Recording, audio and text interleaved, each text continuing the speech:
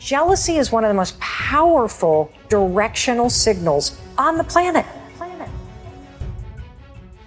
Because you're only jealous of people that are doing things or have things that you actually want. It's impossible to be fake jealous.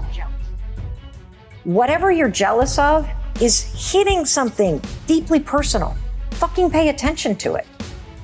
Instead of stewing in it, go, oh, flip it. How could I take those things that I'm really inspired by and take action and go get them in my life? Because the thing about jealousy is, it's just your inspiration that's blocked. Most folks know what they dream about and what they want. And yet, they're spending all of their time and energy arguing against what they want. And so you can have all these epiphanies. I hope that when somebody listens to our conversation and watches this, that they have a massive aha moment. But it's not going to mean if you don't take action and do something about it. The aha moment is the door that opens.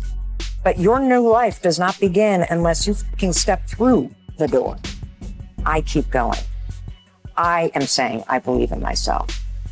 Tearing yourself down over the shit that you've done, it's not going to empower you to change the patterns that are keeping you stuck. People will cheer for you and me. They won't cheer for themselves. I'm the same way.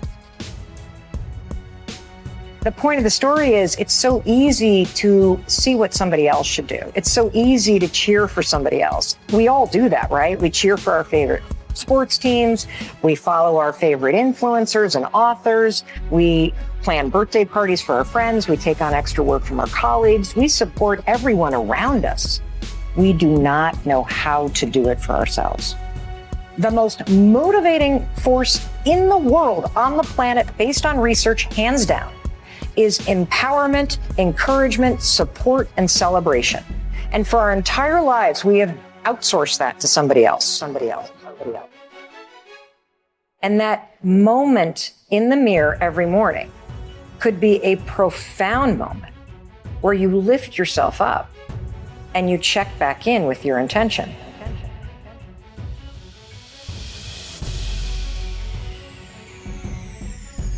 What I've discovered that is heartbreaking is the average person cannot celebrate themselves.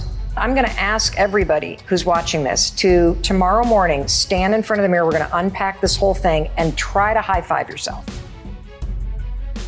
You can't raise your hand to your own reflection without now grounding yourself in the moment. Instead of going, I got this, let's go, and high-fiving yourself to step forward, most of us go, I don't know if I'm worth it.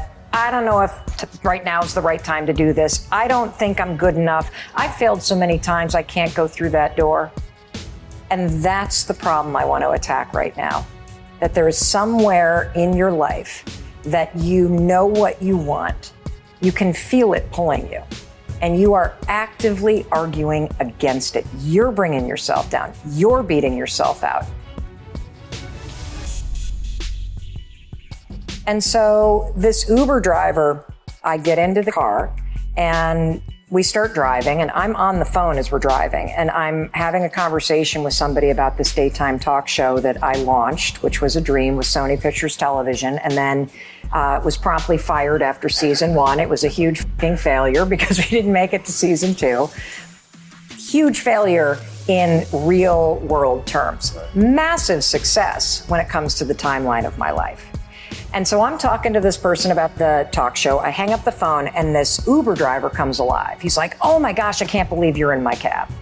And I'm like, why? And he says, because I want to talk to you about something. I think you can help me. And I'm like, great, how can I help you? And he says, I have a dream of being an Oscar-winning actor and creating opportunities for other Black and Latino men to do the same in acting. And I'm like, freaking fantastic. What the fuck are you doing in Dallas? Right? You know, the guy's 25. And so I go, you know, the game is in New York and LA. I mean, sure, you can act, you can write stuff, you can be here in Dallas, but why are you not in LA? Why are you not in New York? And he's like, you're right, you're right, you're right.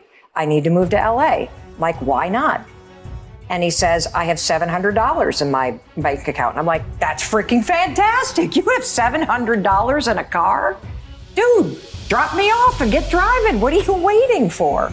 And so we have this whole conversation, and I write about it in this book, where I am actively arguing for his dream, and he is actively arguing against his dream. And what is so sad is throughout this conversation, Tom, he's like, you're right. $700 could get me there. You're right. I am only 25. You're right. If I keep thinking and thinking and thinking and thinking about what I want to be doing, I'm not only going to drive in circles, my whole life is going to spin in circles as I think about what I want and I don't do shit about it. And then you are going to find yourself not at 25, but at 45 or 65. And you're going to be so filled with regret that you never fucking put a bet on yourself. And so this conversation ends with him declaring that he's going to go to California and me giving him a bunch of tools that I talk about in this book.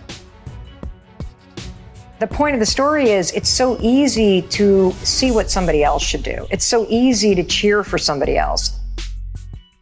We do not know how to do it for ourselves. When somebody high fives you, you feel seen, you feel heard, and you feel like somebody has acknowledged you for the unique person that you are. One of the biggest objections that people had to standing in front of the mirror, take a moment, look at yourself, and then raise your hand, is people said over and over and over again, I haven't done anything worthy of high-fiving. High-fiving feels like a celebration. I don't have the number on the scale that I want. I don't like my bank account. I don't enjoy what I do for a living. I've made a shitload of mistakes. I'm struggling with trauma. I don't have anything to celebrate. And what I realized is people are making a fundamental mistake. You are withholding the very support, empowerment, and celebration that you need to change and to do the hard work and to face the things that you're scared of. And that's why you're not changing. Because if you can't stand in front of the mirror and raise your hand and high five yourself just because you got your ass out of bed and you're breathing, you will never get what you want in life. Is the negative shit you're saying and the support that you're withholding helping you feel better? If it's not, try this. Try celebrating yourself 5 days in a row. Literally, try starting your day by waking up and raising your hand and high-fiving yourself in the mirror just because you're breathing. So if you just are like, I'm doing the best I can, that's pretty empowering if you think about it. Or I can learn from this. Or this is temporary. I'll be okay. Those sorts of things are little ways to high five your mind instead of, again, going low. You got a choice. Do you take yourself down or do you lift yourself up? That's where it begins. It begins with you. It begins with you. It begins with you.